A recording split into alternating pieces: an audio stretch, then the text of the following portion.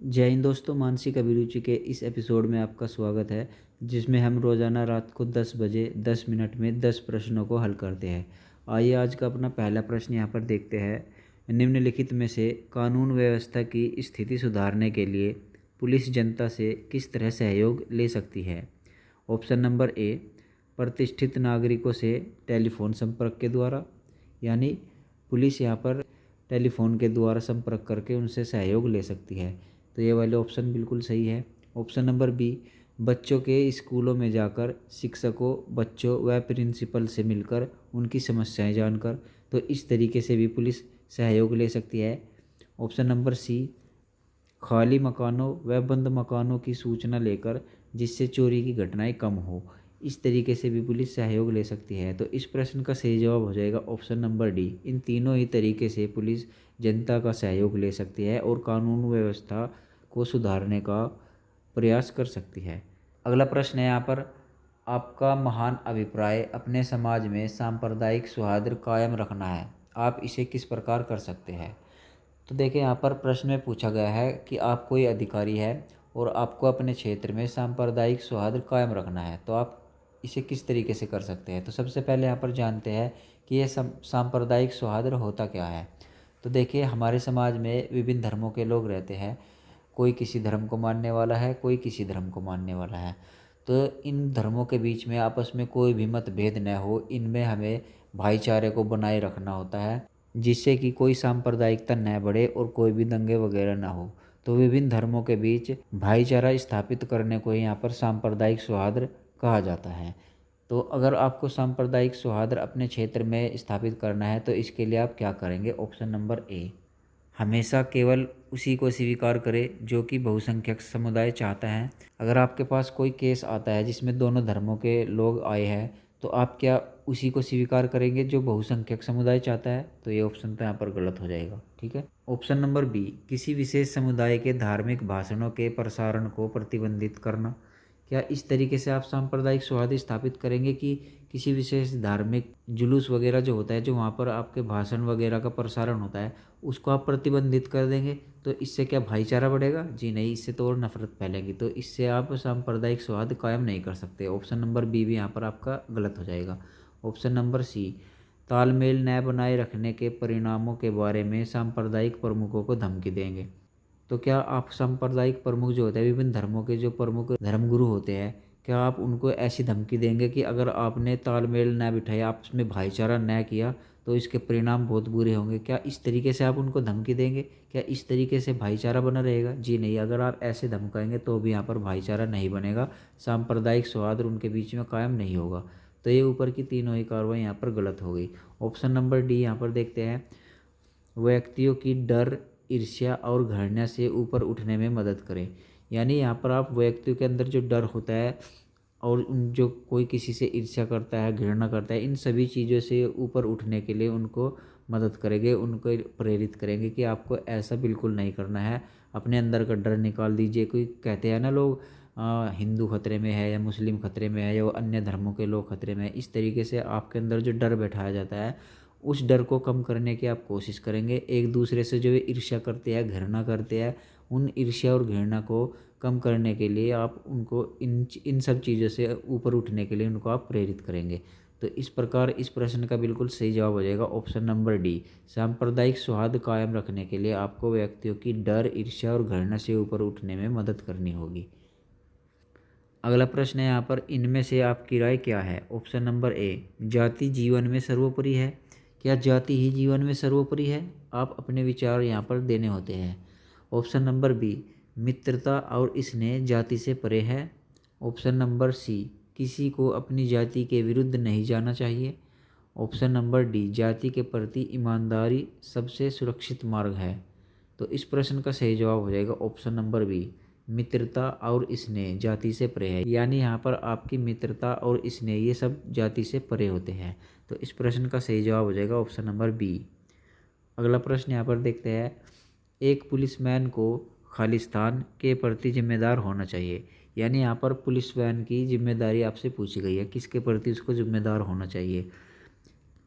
क्या समाज के प्रति जिम्मेदार होना चाहिए, के जाति के प्रति जिम्मेदार होना चाहिए, या फिर स्वयं के प्रति जिम्मेदार होना चाहिए, या फिर किसी के भी प्रति पुलिसमैन को जिम्मेदार नहीं होना चाहिए।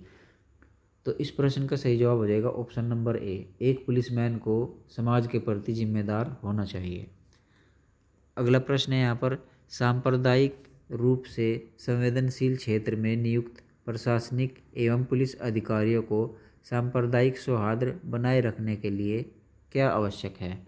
तो इन चारों ऑप्शनों में से हमको ये छांटना है कि पुलिस अधिकारियों को सांप्रदायिक सौहार्द बनाए रखने के लिए क्या आवश्यक है। सांप्रदायिक सौहार्द क्या होता है, मैंने अभी पिछले क्वेश्चन में आपको बता दिया है।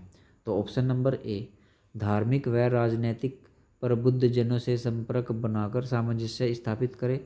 तो ये वाला ऑप्शन यहाँ पर बिल्कुल सही हो जाएगा, क्योंकि जो धार्मिक राजनेता या राजगुरु होते हैं उनसे आपको संपर्क करना होगा और उनसे अपील करनी होगी कि आपस में भाईचारे को बनाकर रखें, कोई भी भड़काऊ भाषण वगैरह न दे। आप खुले मंच पर अपने धार्मिक जुलूस जो निकालते हैं उन पर आप कोई भी ऐसा भड़काऊ भाषण न दें जिससे कि सांप्रदायिकता बढ़े। तो सांप्रदायिक सौहार्द या फिर सांप्रदायिक भाईचारा बनाए रखने के लिए आपको धर्म गुरुओं के जाकर उनसे सामंजस्य स्थापित करने की अपील करनी होगी। यही विकल्प यहाँ पर आपका बहुत ही सटीक बैठता है। तो इस प्रश्न का सही जवाब हो जाएगा ऑप्शन नंबर ए। अगला प्रश्न है यहाँ पर, यदि सभी नागरिक विभिन्न धर्मों का त्यौहार एक साथ मिलकर मनाएं तो निम्नलिखित में से किस प्रमुख समस्या का समाधान हो जाएगा। तो सांप्रदायिकता का समाधान यहाँ पर हो जाएगा। ठीक है, अगर सभी नागरिक विभिन्न धर्मों के त्योहारों को मिलकर एक साथ मनाए, एक दूसरे की खुशी बांटे, तो यहाँ पर सांप्रदायिकता कभी नहीं होगी। आपके यहाँ पर कोई भी दंगे वगैरह नहीं होंगे। इससे आपका सांप्रदायिक सौहार्द बढ़ेगा, भाईचारा बढ़ेगा। तो ऐसे में आपकी जो कम होगी वो सांप्रदायिकता होगी। तो इस प्रश्न का सही जवाब हो जाएगा option number B.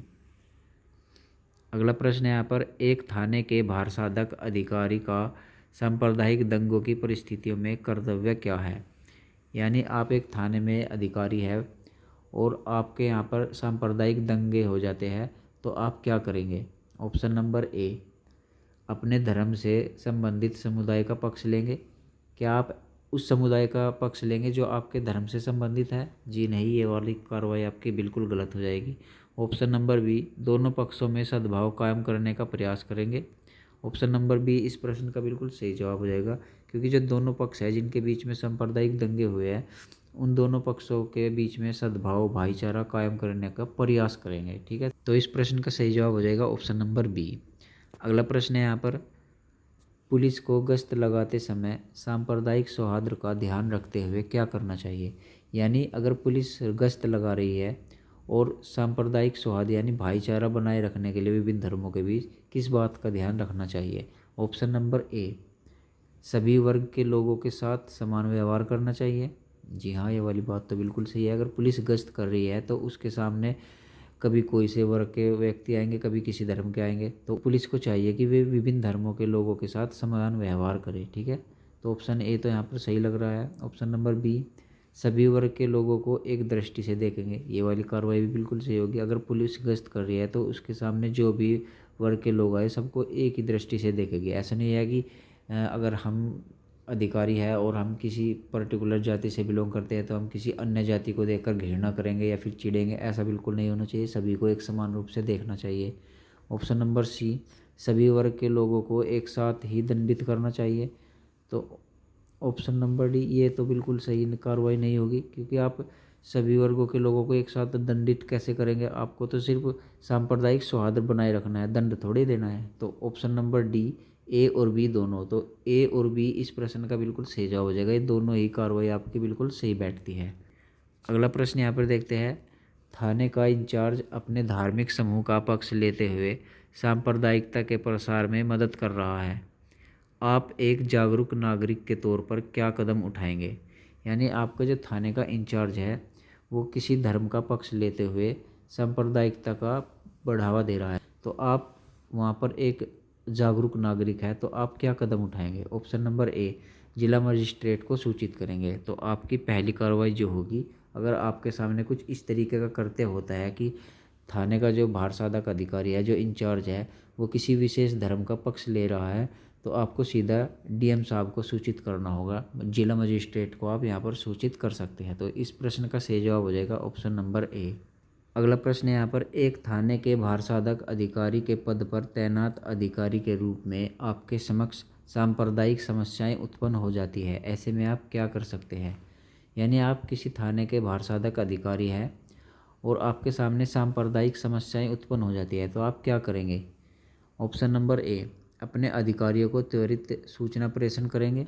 Option number B, जनता से अफवाहों के प्रति ध्यान न देने की अपील करेंगे।